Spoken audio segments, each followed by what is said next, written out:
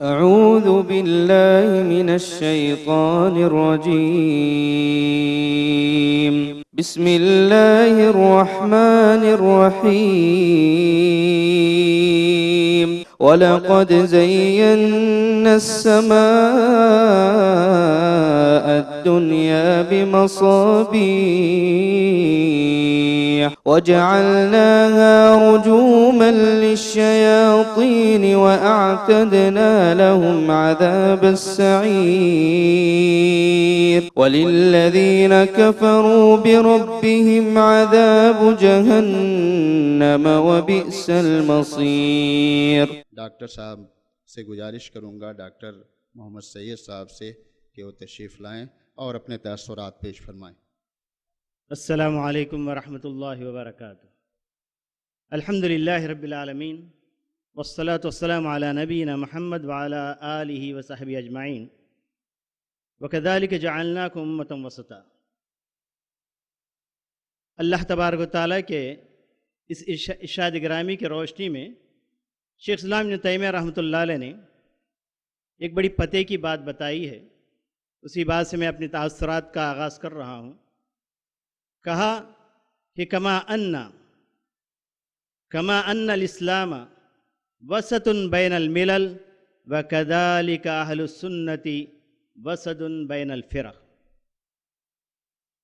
محترم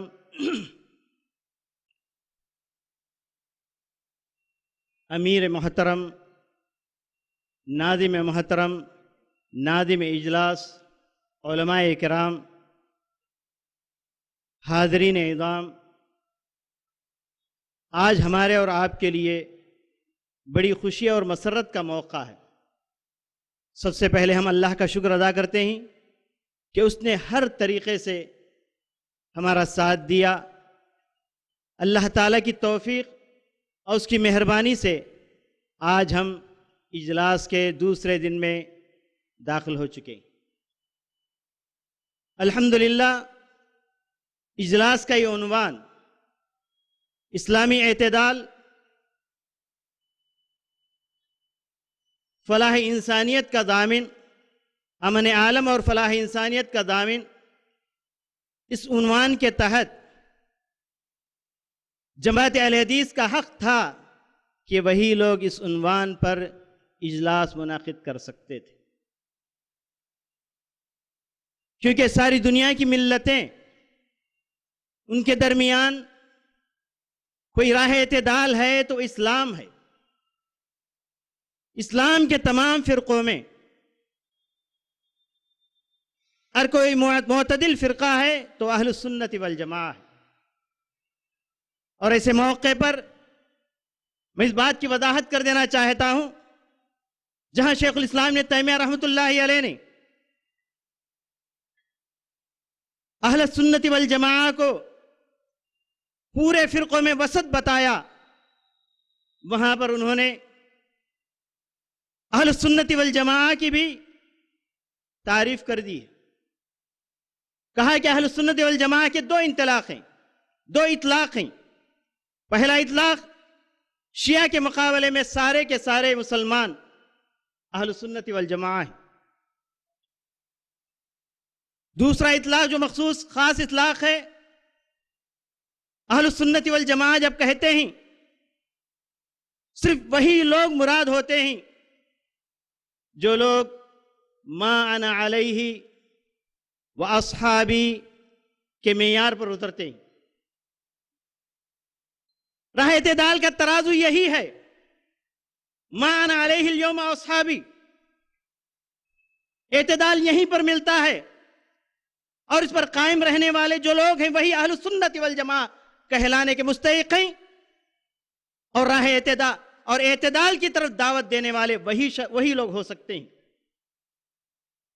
تو آج جہاں ہم ساری دنیا کو اعتدال کی دعوت دینے کے لیے کانفرنس کر رہے ہیں، وہاں پر ایک اہم نقطے کی طرف میں اشارہ کرنا چاہتا ہوں۔ ہمارے وہ نوجوان جو سلفیت کے آغوش میں آ چکے ہیں، اب تک راہ اعتدال سے ہٹ کر تھے، سلفیت کے آغوش میں آ چکے ہیں، اور بہت سے نوجوان راہ اعتدال کے اس پٹری پر آ رہے ہیں۔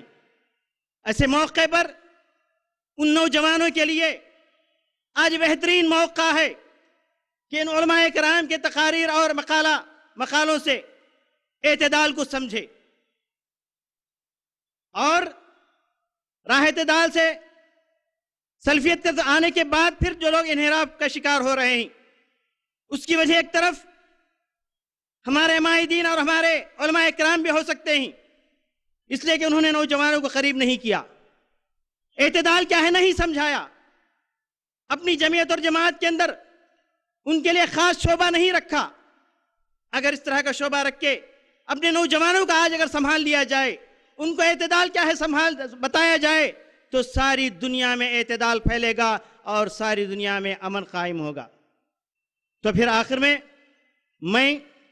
ذمہ داران مرکزی جمعیت کا شکر گزار ہوں کہ انہوں نے موقع دیا، اور مبارکبادی دیتا ہوں کہ اس اہم عنوان پر ساری دنیا میں اعتدال پھیلانے کے لیے جو قدم اٹھایا ہے، یہ قدم نہ رکے، صرف زبانی حد تک نہ رہے، عملی طور پر پورے ہندوستان کے اندر اس اعتدالی مزاج کو پھیلانے کی کوشش کرے، عمل کے لیے آگے بڑھے۔ بس انہی چند الفاظ پر میں بات کو ختم کرتا ہوں۔ اللہ تعالی ہمیں اعتدال پر باقی رکھے۔